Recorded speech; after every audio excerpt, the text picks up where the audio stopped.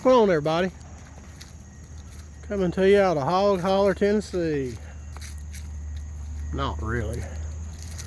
But I'm gonna try to shorten these videos up because when I upload them, sometimes it takes all day and all night.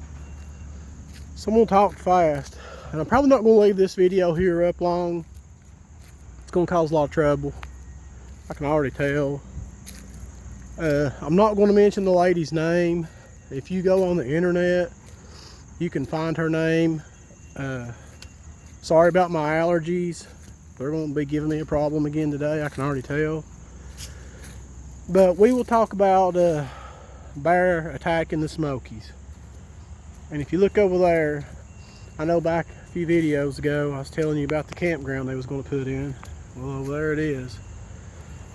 Place where I'd experienced a Bigfoot when I was younger is now being tore down. I hope that beeping doesn't bother y'all too much.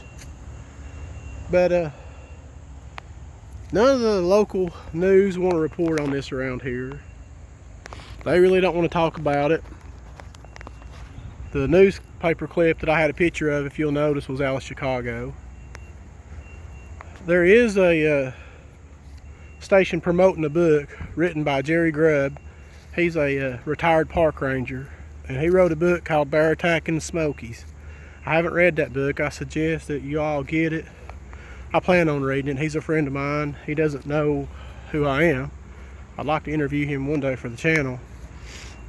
But anyway, the story goes that her husband went fishing.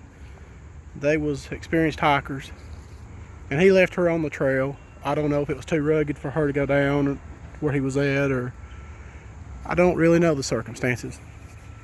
But he left her there, knew she'd be all right because she is experienced. He was gone an hour or so, come back, found her backpack 50 feet or so off the trail, and then there was her body. And 2 bears and a yearling was there, and they were over her body and would not let him near it. So he goes back to the ranger station, gets help, gets park rangers, and they come back, and the bears won't let them near it, so they shoot and kill the 2 bear and maybe the yearling. And there was possibly talk of a 3rd bear that was in on the attack. And I think the story was told, like I say, it's been 20 years ago, that they actually killed the 3rd bear too. Now, whether any of this is true, I don't know. The park's going to tell you that they killed it, of course. They're not going to tell you there's a man-eating bear in the woods. You're not going to come here and spend your money.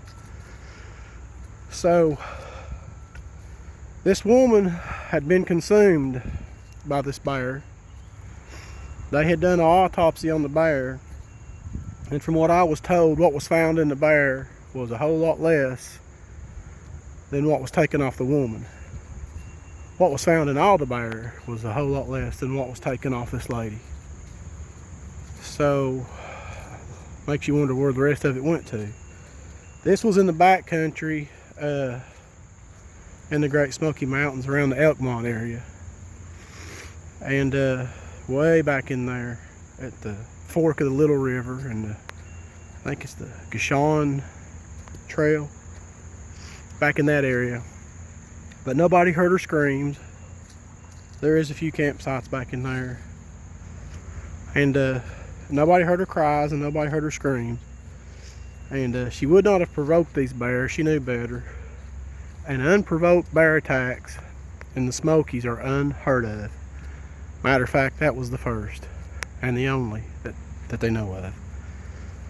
So, and bear don't attack people to consume them.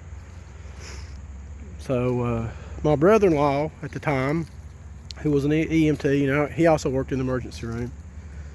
I talked to him a few years after that, and he said that their belief was, him and some of the doctors and stuff, and other EMTs, that it was a large cat because of the claw marks, the pattern of the claw marks, how deep, how gruesome, and how much was taken from the lady. So that was his belief, that it was a large cat.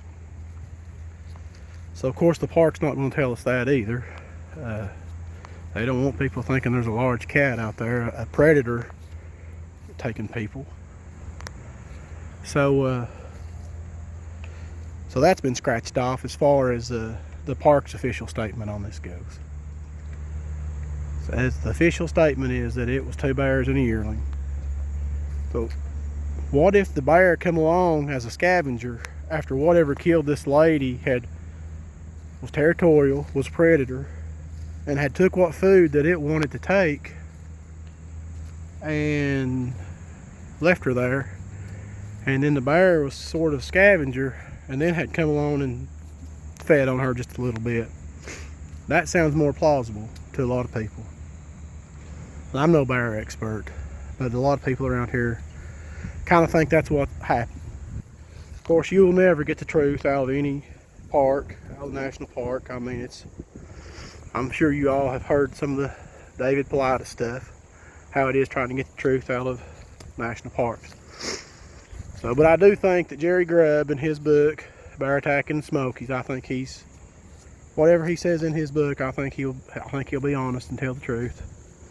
I don't know how much the park governs him anymore since he's retired from there. Maybe they can pull his retirement funds if he tells too much, I don't know. But then you go toward a lot of people started talking about the dog men of the Smokies. You know, I've never seen one. I ain't gonna say they are, I ain't gonna say they ain't. I've never seen one. My uncle had an experience with them. They run him all the way back to Knoxville. I think I told you all about that in a video.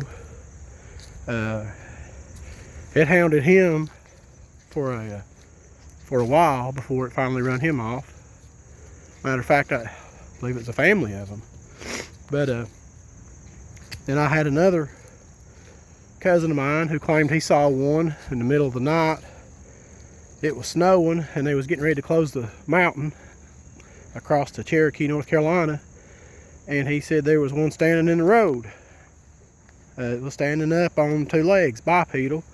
And when the truck lights hit it, he said it got down on all 4s and took off running up into the woods. And he said that's all it could have been, standing on 2 legs. And said it was gray.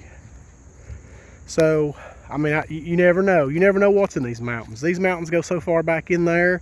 There's stuff that's never been seen in these Great Smoky Mountains. They're old. They're old, and there's a lot of ancient evil stuff in these mountains. There's a lot of beauty in these mountains. But I've been way back there before on these trails and off the trails when you could just feel something staring at you. I don't know how to explain it, but it's a weird feeling. You can feel it. You can feel the hair stand up on the back of your neck. Something's watching you. But if the lady did happen to come up on some cubs, that's the worst thing in the world that could happen to you in the mountains. I know a lot of people think, you don't want to come up on a 300-pound bear. You would a lot rather come up on a 300-pound bear as you would a little cub. Because when that cub starts bawling and screaming and the mother bear comes running to protect it, you've had it. I mean, you are in serious trouble. You have had it.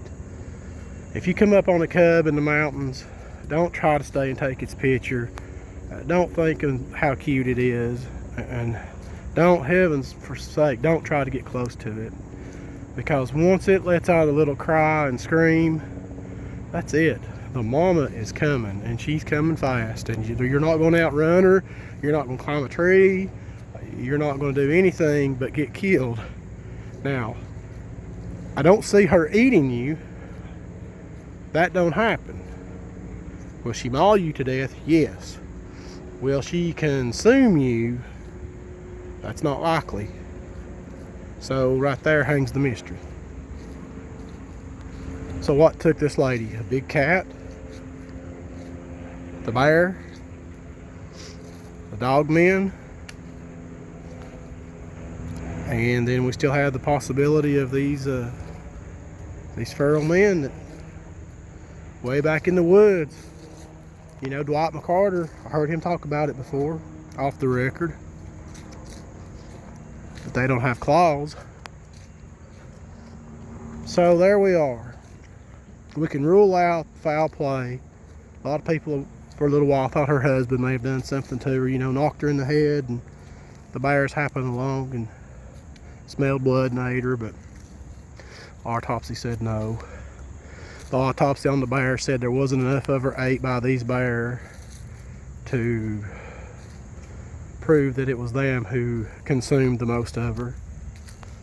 We don't know if they killed a third bear or not. Maybe the third bear rumor was to, you know, tell us there's where the rest of her went. We'll never know. I mean, you don't get the truth out of the national park. So it's just a little food for thought to think on. So if you're in the backcountry of the Great Smoky Mountains, don't go alone. Don't let nobody leave you by yourself. And go prepared. Be thinking about what your next move's going to be and what you're going to do.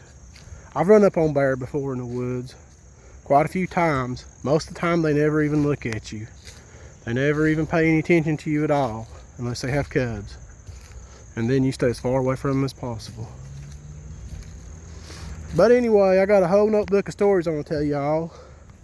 This is the second time I shot the video today. I shot a while ago up in the graveyard, and somebody actually wanted to approach me and talk to me, I felt like, but they was afraid to. They kept peeping from around the tree. If y'all see me up there, I won't bite. Go ahead and come over and talk to me. If you think it's me. Well, now I don't know what that was. Anyways, I'm going to move on, guys.